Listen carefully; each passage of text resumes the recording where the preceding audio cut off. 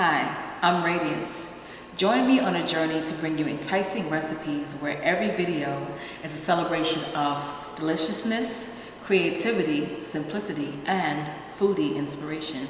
Today I'm going to be sharing with you my recipe and how to make one of my favorite snacks, and these are chickpea crackers. Yes, chickpea crackers. They're not only plant-based, but they're also alkaline, simple to make, simple ingredients, and they're also something that you can tweak and add your own, flavor preferences. You could add some herbs, you could add some spices, you can add whatever you like, but I'm going to be showing you how I like to make it, and it's actually done in no time at all. Pretty simple. So here's what you're going to need. You're going to need chickpea flour.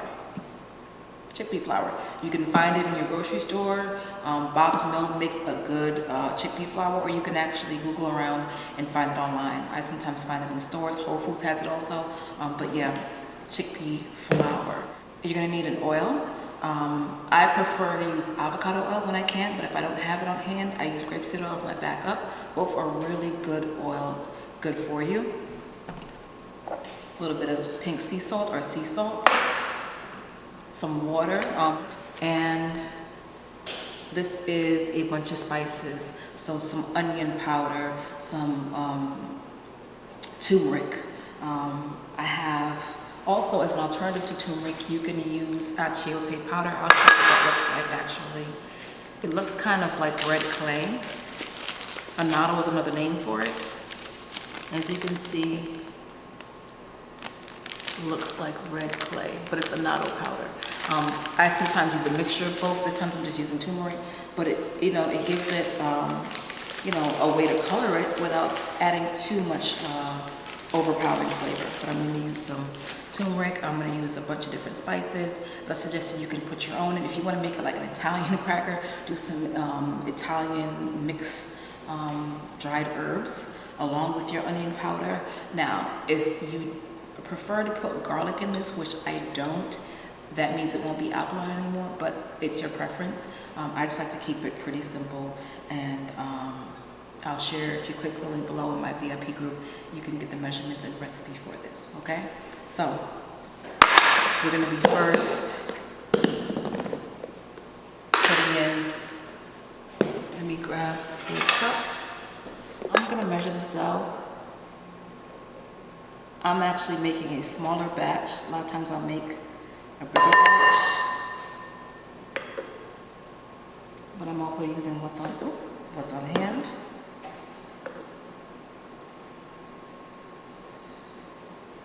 All right.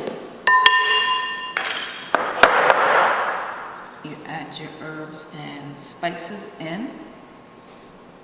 A little bit of salt.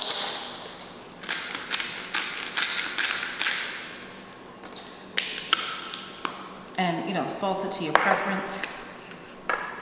I would say you're going to use roughly about a tablespoon, but I'm eyeing this because I'm so used to making this, but you don't want to add too much. Now, if you find that you put too much in, it gets too greasy, or the dough gets a little bit too wet, add some more chickpea flour. Same thing, if it gets too dry, maybe add a little bit more water and a little bit more oil, okay?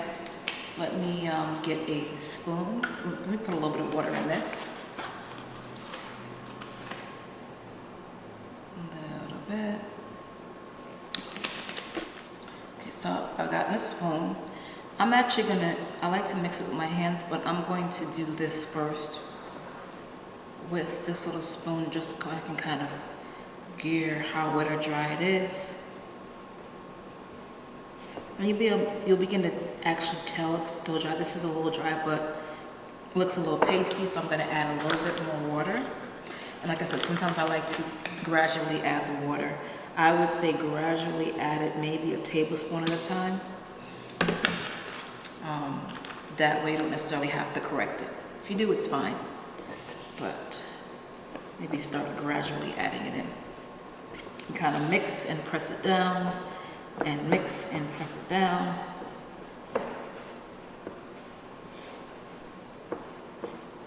And it looks like it's coming together actually.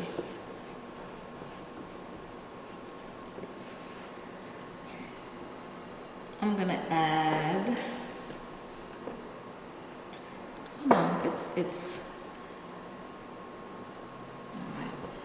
I believe it's actually fine. And what I'm going to do is two things. I'm going to set this aside real quick. I'm going to get some gloves. And I'm going to put some gloves on so that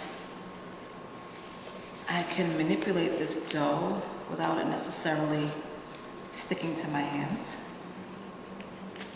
And if you don't have gloves, that's also fine. I just like to do this so it's less of a mess to clean up with my hands. And what I'm going to do before I do this actually is I'm going to take parchment paper and I'm going to line this mesh pan I'm using. I'm going to tear this off because it's a bit long. Put this down and just put some parchment on that. I almost forgot my rolling pin. Let's put that to the side. And we're going to work this dough out. I'm actually going to put it out on this surface.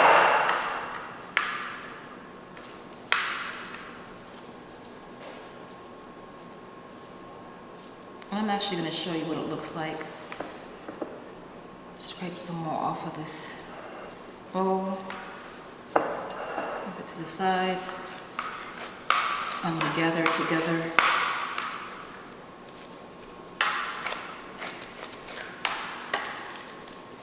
Now if you have a flat surface like this, you can use it, but sometimes I like to have another layer. So you can use parchment paper. You can use a chopping board. This is, a plastic one to work with.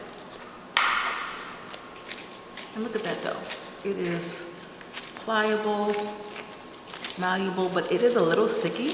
So what I'm going to do is I'm actually going to take a little bit of this chickpea flour and I'm going to lightly dust this cutting board. Lightly dust it. And I'm going to knead this some, just a little bit. So what you do to knead it is you take this, you put your hand underneath it like this, you pull it back and you press it with the palm of your hand. So you pull back and press. That's how you knead it. And you just turn it around and you continue kneading it. Now I'm doing this because I want to get some of this flour that's on the board in here to dry out my dough just a little bit. But unlike where you don't have to continue kneading this for 5-10 minutes. The dough is already workable and ready. I'm just trying to dry it out a little bit. All right. And I stopped kneading it and I'm just gonna take some of this and pat it on the surface. And I'm actually gonna take a rolling pin. Now this is a really good investment to have. A long wooden one is fine. This one is the one that's a little balanced. But sometimes if you can't find a rolling pin, believe it or not, bottle of water like this, long skinny neck, just make sure you don't get any of the print on it. So if it has plastic, I would take it off, or because you don't want to have any of this print ink, on in your pastries or on your food. So I'm going to, oops, speaking of, fell down to that. So I'm going to add some of this chickpea flour to my rolling pin.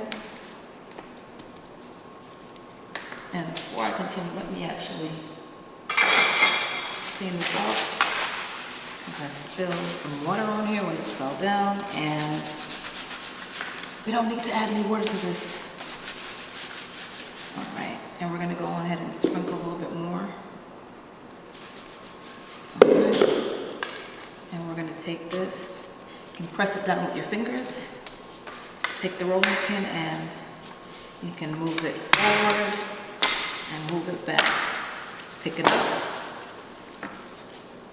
Now if it rips a little bit, you can just push it down. Sometimes it won't pick up, but I sometimes just like to move it if I can. If not, continue rolling it this way, or you can just turn your chopping board if it doesn't move. All right, this is actually pretty sticky.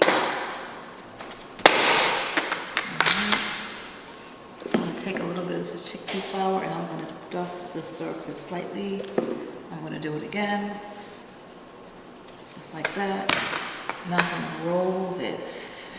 Now, these crackers, I like them pretty thin, but I want to roll this out some more. If it continues to stick to your pan, just take it off.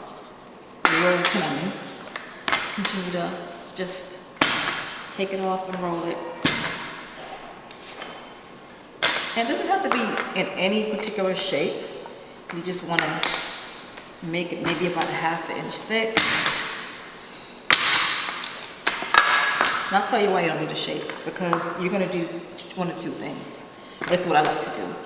I like to take like a circle or a star shape, like a cookie cutter, a small one, and cut these crackers up. And the other way that I like to do it is, move this to the side, just take a knife. And what I'm going to do is I'm going to score it. So I'm going to maybe put some lines against this, and I'm just going to rough cut it. Just like that. And I'll have rough cut crackers. They don't have to be perfect.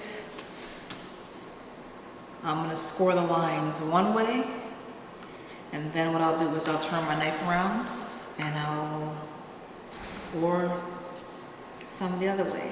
You know, you can either press your knife down or you can just draw the tip of your blade across. And then I'll have crackers, and they don't, like I said, have to be, you can take the knife, because these are pretty thin, and see, I'm taking it up with my knife and it is pretty thin. I don't know if you can see that, but it's pretty on the thin side. And you just lay it on your parchment paper. You can also use a spatula. I'm just using a knife because the knife is right here. Once again, see?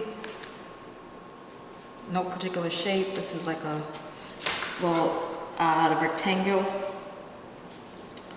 But trust me, no matter what shape you make them, they're going to be tasty.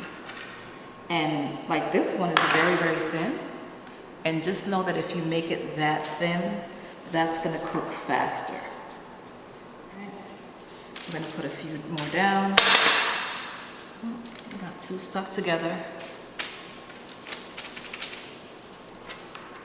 Now, if you're using a regular oven, you would preheat it to 350. You can do that actually right now.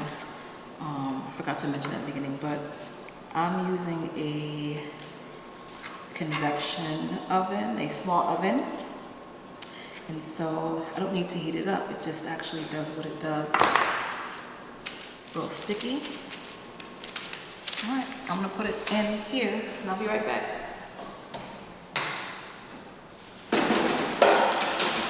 Oh yeah, you're gonna put it in for 11 to 13 minutes. I think the sweet spot is gonna be around 11, 12 minutes on 350. Okay, so welcome back. I did a little cleaning up, and before we check on the crackers and see where they're at, because they're almost done, I wanted to give you some suggestions. This dough for this recipe, because it's so simple, it actually can be doubled and tripled, so you can make more. Sometimes I've doubled and even quadrupled the batch, so I had a bunch of crackers. If for some reason you increase the dough volume, you can actually separate it. You can bake half or bake a portion and save the rest of it. It's actually good to just put it in the refrigerator. It'll last you for a few days, maybe up to a week or so, and then you take it out, and I would let it come to room temperature, or as close to room temperature as you can, before rolling it out and baking it, only because when it's more room temperature, it's more pliable and easier to work with, all right? So that's just a tip to give you.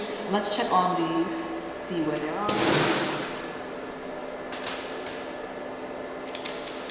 We're gonna take a few out. I can smell the turmeric.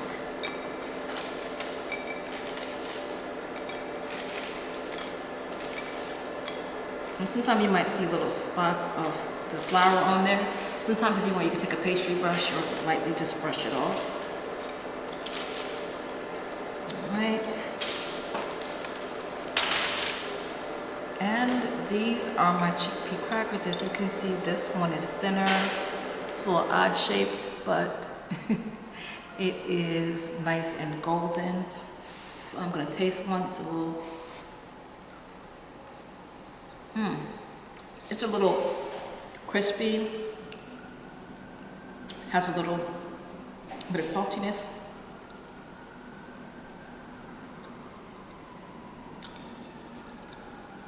That's good, good.